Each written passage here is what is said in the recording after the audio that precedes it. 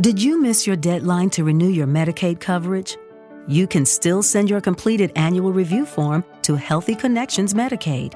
You may be assigned to another health plan, but you can ask to come back to First Choice within 60 days of renewed Medicaid eligibility.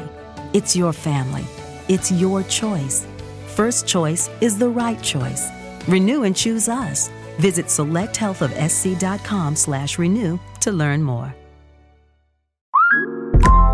We get our weekly groceries delivered through Instacart because once football season starts, game time is family time. I can get everything my family needs for the week, from reliable staples to specialty ingredients, all delivered right to my door in as fast as 1 hour. So I can stay on my game without missing a minute of the game. Visit instacart.com or download the app to get free delivery on your first 3 orders. Offer valid for a limited time. Minimum order $10. Additional terms apply. Instacart. Add life to cart.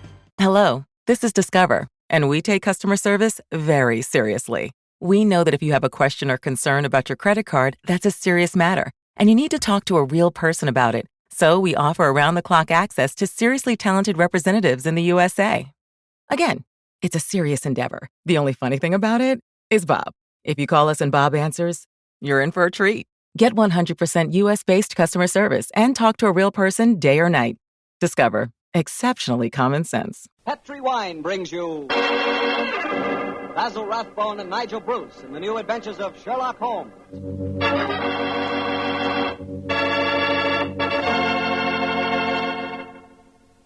The Petri family, the family that took time to bring you good wine, invite you to listen to Dr. Watson tell us another exciting adventure he shared with his old friend, that master detective, Sherlock Holmes. And right now, I'd like to just briefly mention an idea you ought to try tomorrow night, just before you sit down to dinner. Just pour yourself a glass of that good Petri California sherry. Petri sherry is the perfect before-dinner wine. Its cheerful, glowing amber color looks festive, and, well, it sort of lends an air of importance to the occasion. And as for the wine itself, just taste it. That Petri sherry is not just ordinary wine, no, sir. One sip and you know that wonderful sun-ripened grapes went into its making. Yes, and you know that Petri sherry was carefully watched over every step of the way. Incidentally, Petri makes 2 kinds of sherry, regular sherry and Petri Pale Dry. If you're not sure just which kind you and your friends will like best, try them both. Don't buy one, buy 2. But when it comes to sherry, or any other wine for that matter, be sure you always buy Petri.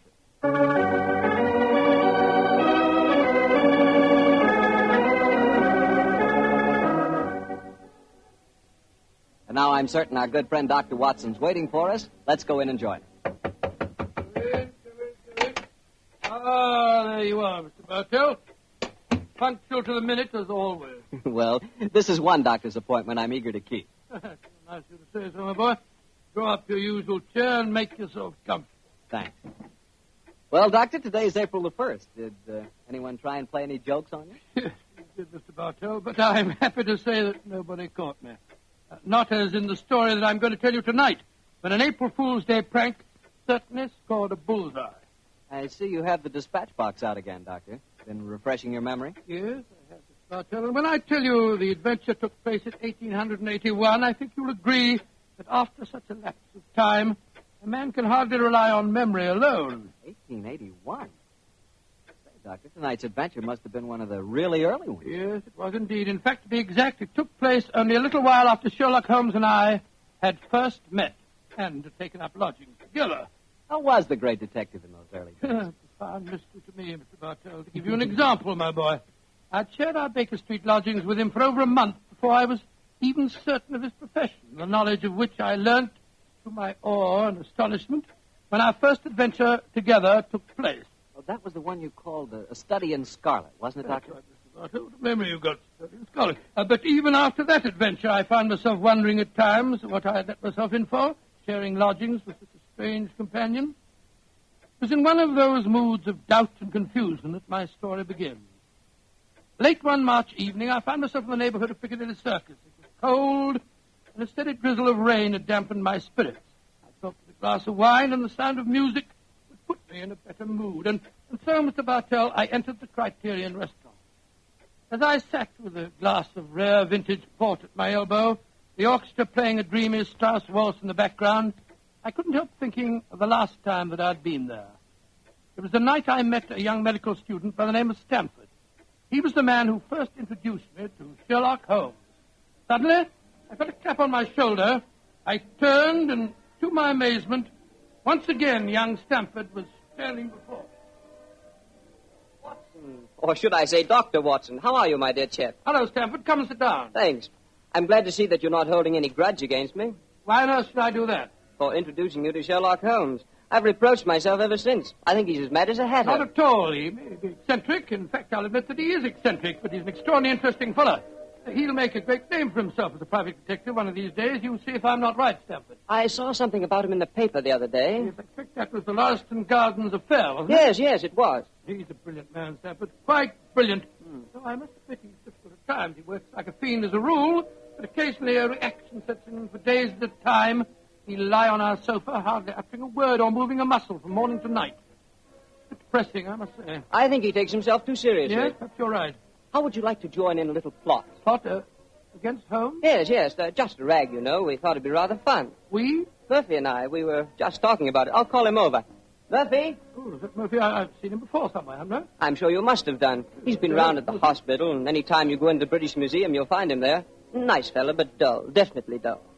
Yes, Stamford. Oh, this is a friend of mine, John Watson. This is James Murphy. How do you do? I think I've seen you at the hospital. And I know I've seen you, Dr. Watson. Oh, sit down and come and join us, won't you? Oh, thank you very much. I was just telling Watson about our little plot. Oh, you mean about Sherlock Holmes? Now, look here. I'd like you fellows to realize that Holmes is a very good friend of mine. Oh, don't worry, Watson. This is all in good fun. Don't you realize what the date is tomorrow? 1st of April, isn't it? Yes, April Fool's Day. Oh, now I see. You're going to play an April Fool's Day joke on Holmes. Yes, that's our plan. Well, it's hardly our plan, Stamford. It's really Lady Anne Partington's idea. You see, Holmes was very rude to her when she visited the hospital recently, and she wants to, take him down a peg or two. Sounds innocent enough. I must say he's inclined to be rather arrogant at times. Well, what's the plan? Well, we'll need your help, Watson. You must be careful not to give the joke away. I'll bet you a $5 that Holmes falls for the whole story, hook, line, and sinker. Now, here's exactly what we're planning to do. Lady Anne is going to call on Holmes at Baker Street in the morning. Lady Anne, I'm very flattered that you've called to see me in my professional capacity. Surely, my dear man, you didn't think this was a social call. You were much too rude to me at the hospital the other day for that. That was the point I was trying to make. Please sit down, won't you? Take this chair, won't you, Lady Anne? It's by far the most comfortable chair in the room. Oh, thank you, Dr. Watson. And now, what can I do to help you? You've heard of the Elphinstone Emerald? Oh, yes, indeed. A magnificent stone of very considerable value. An heirloom in your family, I believe. Yes, Mr. Holmes. I keep it in a wall safe in my bedroom.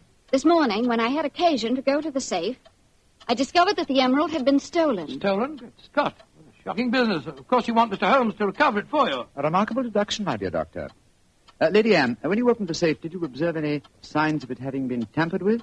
Oh, I think it's rather stupid to sit and answer questions here in Baker Street.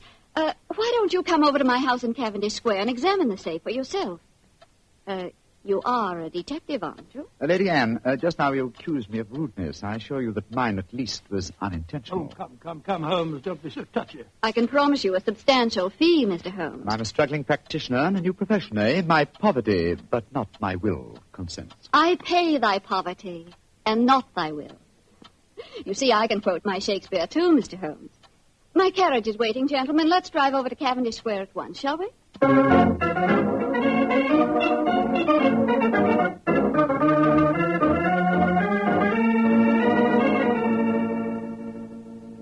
This is the wall safe, Mr. Holmes. Not too difficult a safe to crack for an expert. You placed the emerald in it last night, you say? Yes, when I went to bed. And this morning, it had gone. Well, surely, Holmes, this is a good occasion to use that magnifying glass that you're always fitting about with. Excellent occasion, my dear doctor. That's why I brought it with me. Uh-huh. That's very interesting. What is it? This safe was opened by an expert. There isn't a sign of its having been forced. Hello. What have you discovered? There's a peculiar tarnish on the steel knob. It was obviously handled by someone whose fingers are habitually stained with chemicals. Amazing, Holmes. Elementary, my dear doctor. Where does that door lead to? My boudoir. I should like to examine it if I may. Oh, but of course. Thank you, Lady Anne. Dr. Watson, this is the most beautiful April Fool's Day fraud I've ever I played. must say, Murphy was right. He has fallen for it. Hook, line, and sinker. Just the same, I'm beginning to feel guilty. I can't help feeling a bit disloyal. Oh, nonsense. It's all in fun. Are Stamford and Mr. Murphy listening? Yes, they're next door in my drawing room. I'm sure their ears are positively glued to the keyhole. Well, I do hope Holmes won't be angry with me. Here he comes. Nothing of any interest in there. The windows haven't been tampered with. We may presume, therefore, that the thief did not enter by an upstairs window. Lady Anne, Yes, Mr. Holmes. this room has not been touched since you discovered your loss? Oh, no. I told the servants to leave it exactly as it was while I came to fetch you. Splendid, splendid. Deep pile carpet, eh? Could be better. The thief was a tall man with a long stride. Oh, come, Holmes. I know your methods, but there aren't any footprints on this carpet that you can identify, even with your magnifying My glass. dear doctor, I've studied many crimes, and I've never seen one yet that was committed by a flying creature. As long as a criminal remains upon his two legs, there must be some trifling displacement can be detected by a keen observer.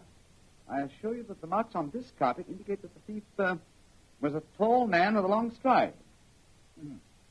Traces of tobacco ash, pipe tobacco, shag tobacco that sells at 4p an ounce.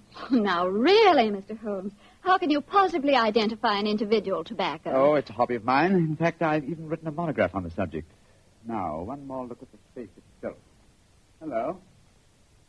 What's this powdered dust here? What? It's rosin. Distinct trace of rosin. Lady Anne, I suggest that you get in touch with Scotland Yard at once. You mean that you've solved it, Holmes? I mean, my dear doctor, that I can give you a reasonably complete picture of the thief, and that picture is so individual that I'd be surprised if it would fit more than one man in London. Why, this is pure magic, Mr. Holmes. Please describe him to me. Well, he's a tall man. The width of his stride indicates that, and he's thin. Well, what enables you to tell that, Holmes? His footprints have made a remarkably light indentation on the mat of the carpet.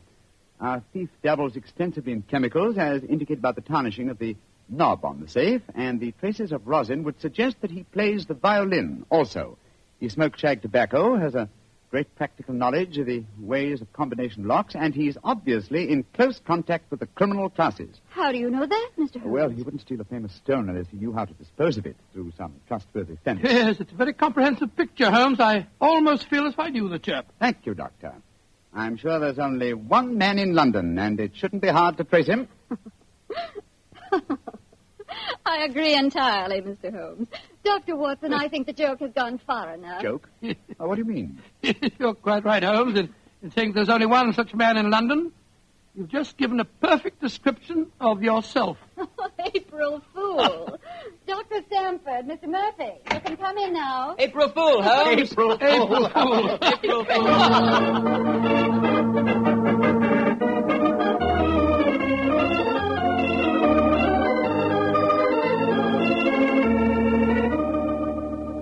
Come along here. Into the drawing room, everyone. Let us drink a glass of wine to Mr. Holmes, who has so graciously forgiven us for the little trick we played on him. And also to Dr. Stamford, who thought of the whole idea. No hard feelings, Holmes. Oh, no, Doctor. Oh, it was a rather embarrassing experience. When Murphy told me about the plan, I just couldn't resist joining him. Ah, here you are, Holmes. Here's a drink. Thank you, Stamford. You know Murphy, don't you? No, I don't think we've met. How do you do, sir? How'd you do, Holmes? How did you like the little game we played on It you? was rather a salutary experience. I suppose you gave them all the details to build up the picture of me, eh, Doctor? As a matter of fact, I did, Holmes, and knowing some of your methods, we tried to plant every clue that you'd pick up. Very neat job, too, and incidentally, a perfect example of the dangers of deductions based on purely circumstantial evidence. I shall profit from this little lesson. I must say it was worth a fortune in emeralds to see your face, Holmes, when you realized what you'd done. Well, the joke's over now. By the way, where is Lady Anne? I believe she said she was going to fetch the Elphinstone emerald. She thought you might be interested in seeing it. She probably feels the sight of it will salve my wounded vanity. Oh, here she comes now. Mr. Holmes, Mr. Holmes. It's got... What's wrong? What's happened, Lady Anne? The emerald, it's not where I hid it. This time it's really stolen.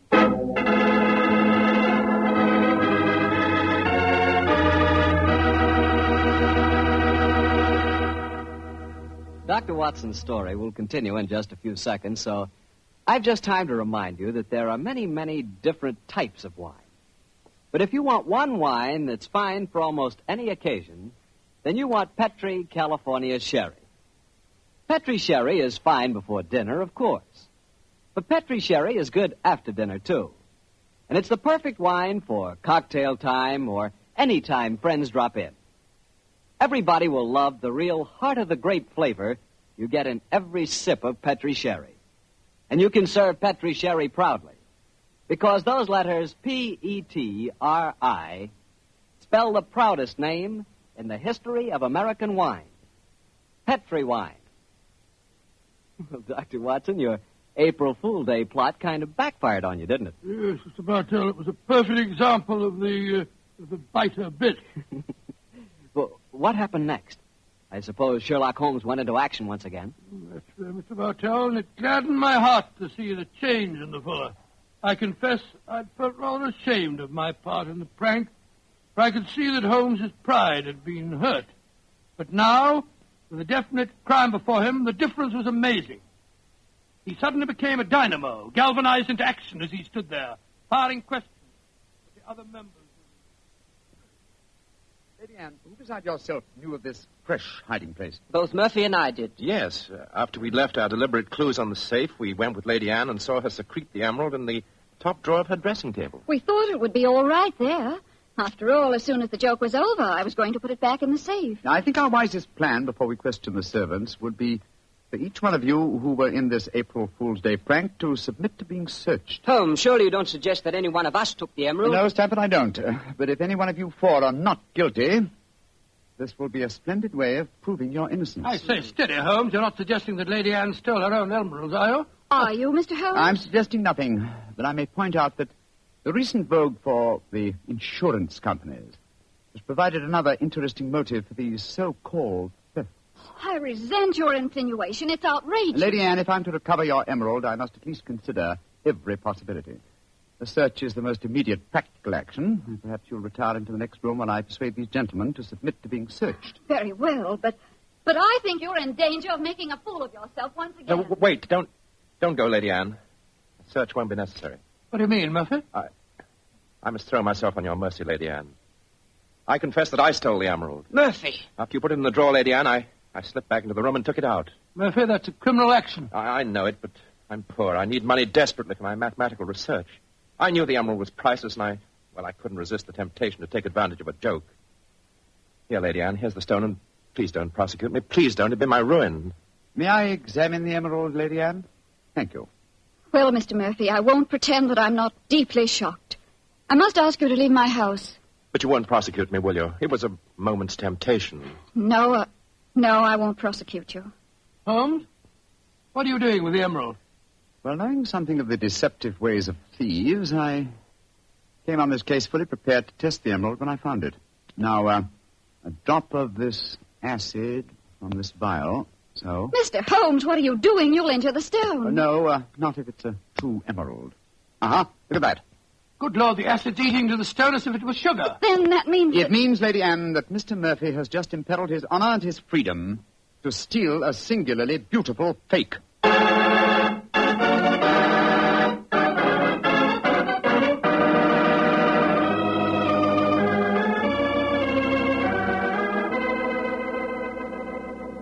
Mr. Holmes, this joke has turned into a nightmare. Is there no way of recovering my emerald? I hope so, Lady Anne. I've been taking steps in their logical order. The servants have all been questioned. We've searched Mr. Stamford and Mr. Murphy. Yes, most humiliating experience. Made me feel like a criminal. Well, personally, I was only too thankful to submit to a search this time. I knew I had nothing to worry about. You yourself, Lady Anne, you consented to being searched by the police matron that Holmes sent for? Only because he threatened to send for the police if I didn't.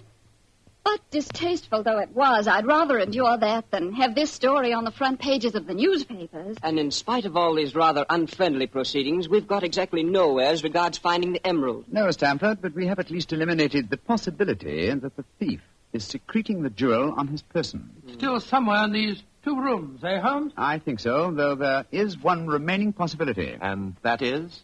That the fake stone was substituted for the real emerald sometime before all of you engineered your April Fool's Day joke. Oh, no, Mr. Holmes, that's not possible. I know it was the genuine emerald I took out of the safe this morning. How can you be sure? The substitute was an excellent imitation. Without a chemical test such as I performed, it would be hard to be certain. I can tell you why I'm certain. Last night, Papa came to dinner and brought a Mr. Vanderleider of Amsterdam. He examined the stone. And you'll agree that a jewel expert like that couldn't be fooled. That's true, Lady Anne. And what did you do with the emerald after Mr. van der Leyden left? I locked it in my safe and went to bed. Mm-hmm. I didn't unlock the safe again until Dr. Stamford and Mr. Murphy came here this morning. That settles it, then. The real emerald is still hidden somewhere in these 2 rooms. But where? That's the question. I must say it's completely mystifying. Well, let's go back to what we were all doing at the exact moment you came into the room, Lady Anne, and informed us of the loss of your stone. Now, we were... We were drinking a toast to you and... That's it. Lady Anne, hard thinking is, well, it's thirsty work. Oh, I'm so sorry. Let me get you something. A glass of port, perhaps. No, thank you. But I observe that you have a remarkably comprehensive assortment of liqueurs. I wonder if I might have a glass of creme de menthe. Oh, of course. I'll get it for you. Creme de menthe in the middle of the day, Holmes. I knew you were eccentric, but this really Holmes, this bottle, it clinked as I picked it up. I thought it might, Lady Anne. There's something inside it. Allow me, madam. Thank you. I'm sure you won't mind if I waste this liqueur on the aspidestra. No, of course not. So... Lady Anne, allow me to restore to you the Elphinstone Emerald.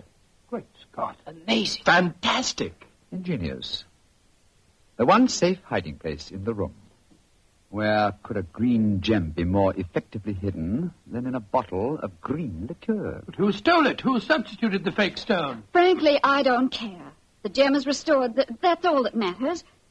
I prefer not to go to court. Neither you nor I, Mr. Sherlock Holmes, would show up in the best of lights. And my father would disapprove of this whole affair, I'm afraid. Just as you wish, Lady Anne. In either case, I shall expect your check for my services in due course.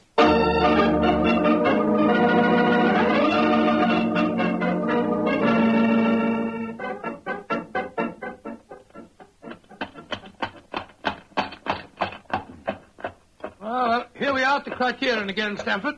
Won't you come in and join us for lunch? Thanks, Watson, but I'll keep the cab and go on. I actually have a patient this afternoon. A rare and delightful experience for a young doctor, as you probably know. As rare and delightful as a client is for a young detective, eh, Stanford? Yeah. I quite understand, and I'm correspondingly grateful to you for your profitable hoax. I'm glad it was profitable for you. Personally, I feel pretty stupid about the whole thing. Well, goodbye. Goodbye, old fellow. Goodbye. 39 Onslow Square, cabby. You're remarkably quiet, Murphy. Well, I'm afraid my conscience won't let me do much talking, Doctor. I'm heartily ashamed of myself. Well, thanks for the lift. I'll leave you chaps. Oh, there. nonsense. You'll join us for lunch, Murphy. But, No buts about it. I insist. Come on. Well, it's awfully nice of you. Oh, come, Murphy. Any one of us can make a foolish mistake. It's just lucky that you didn't have to pay for yours.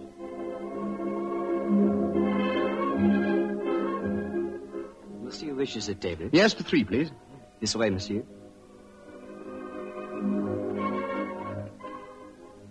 Does this table please you? Excellent, thank you. By George, I'm as hungry as a hunter. How about you, Murphy? No, I'm afraid I have very little appetite. This whole case has upset me dreadfully. You mustn't take it too much to heart, Murphy. By the way, Doctor, I'd like to have your opinion on the case. Who do you think staged the theft of the emerald today? Perfectly obvious to me. Lady Anne Partington did it herself to collect the insurance money. If she hadn't, she'd have insisted on your finding the thief. But you needn't worry, old chap. You get your fee all right, I'm sure of that. Oh, I'm not worrying about the fee. But I assure you, Lady Anne did not engineer that fraud today. You mean that it was Stamford? Tell him who was responsible, my dear Murphy. But how should I know? Oh, come now, Murphy. Let's not fence any longer. You did an excellent job, a superlative job. I was almost sorry to spoil it for you. I don't think I understand you, Holmes. Oh, yes, you do, Murphy. You're a splendid actor, too. I was so deeply touched when you had apparently stolen a fake jewel, and all the time you knew that the real one was safely hidden in the bottle of creme de menthe. To be abstracted at your leisure. You scoundrel. Holmes, do you mind telling me what's going on here? I'm completely and absolutely in the dark. Surely it's obvious, my dear Doctor. The imitation emerald was a brilliant copy. What makes you so sure of that, my dear Holmes? Because this April Fool's Day hoax was only conceived yesterday, or that is what you wish the others to believe. Such a superb paste gem could not have been made at such short notice. Therefore, it must have been prepared by someone who knew about the hoax before it was arranged. Now, my dear Doctor, when Stamford told you about the plan last night, whose idea did he say it was? He told me that it was Lady Anne Partington's plan. Precisely. And yet Lady Anne referred to it today as Stamford's idea. Obviously, you, my dear Murphy, presented the plan to each as the notion of the other, and so only you could have arranged the real theft behind the hoax.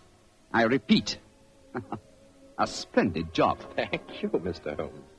May I also compliment you on your cleverness in frustrating my plot? Look here, what is all this? One of you's a criminal, the other's a detective. Yet you're throwing each other compliments as if you were in the same profession. The dividing line between the criminal and the criminal investigator is thinner than you might imagine, my dear doctor. How very true, my dear Holmes.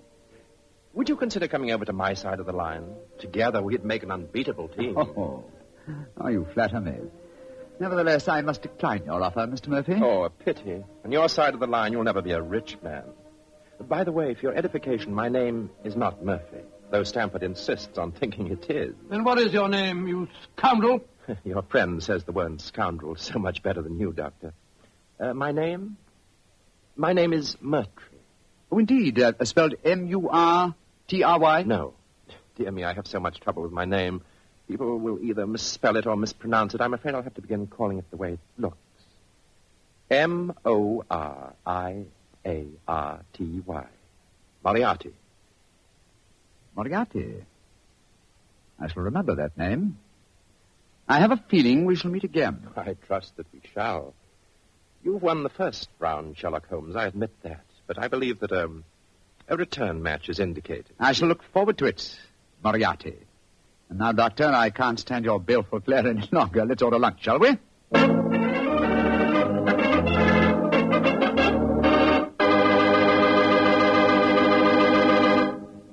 Doctor, that was a pretty hectic April Fool's Day. Yes, it was. I never want to see another one exactly like it. I don't blame you. You know, I'd sure hate to have someone come to my house and pull a trick like that on me. Why, Mr. Bartell, do you have a precious emerald you fear may be stolen? Are you kidding?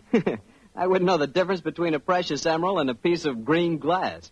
But when it comes to rubies, that's something else. Oh, you would know a ruby when you saw it? Sure, because a ruby has exactly the same color as a glass of Petri California port held up to the light. Mr. Bartell, you can find more excuses for talking about Petri wine than any man in the entire world. Believe me. Excuses, Doctor? I don't need an excuse to talk about Petri wine. Why, there's a wine that actually speaks for itself. If I may borrow a phrase from Shakespeare or somebody. There's no other wine quite like Petri wine because only Petri wine is made by the Petri family. And the Petri family has been making wine for generations. They've been handing down from father to son, years and years of knowledge and experience of the fine art of turning luscious grapes into clear, fragrant, delicious wine. Yes, and because the making of Petri wine is a family affair, those letters P-E-T-R-I on a bottle of wine are the personal assurance of the Petri family that every drop of wine in that bottle is good wine. You never miss with a Petri wine because Petri took time to bring you good wine. Well, Dr. Watson, what's the prescription for next week's story? Well, next week, Mr. Bartell, I'm going to tell you a rather unusual story. It concerns a series of strange disappearances and a murder without apparent reason, and yet it was a case that Sherlock Holmes solved without ever meeting any of the suspects. I call it the singular affair of the disappearing scientist. Well, I'm sure we'll all want to hear that one, Doctor. Oh, I'm sure. Well, before you go, Mr. Bartell, I want to urge our friends to do all they can to save on the use of all wheat and rice products, and also fats and oils. There are millions of families literally starving to death in Europe and Asia. They're not being asked to give them our food. They're just being asked to take it easy on certain foods so that there will be some left for them to buy. I know there isn't one person listening to me tonight who would knowingly let anyone starve. And remember, unless you do help, thousands of little children will starve. So please, let's share a meal and save a life. Tonight's Sherlock Holmes adventure was written by Dennis Green and Anthony Boucher and was suggested by an incident in Sir Arthur Conan Doyle's story, A Study in Scarlet. Music is by Dean Fossler. Mr. Rathbone appears through the courtesy of Metro-Goldwyn-Mayer, and Mr. Bruce through the courtesy of Universal Pictures, where they are now starring in the Sherlock Holmes series. The Petri Wine Company of San Francisco, California, invites you to tune in again next week, same time, same station. Sherlock Holmes comes to you from our Hollywood studios.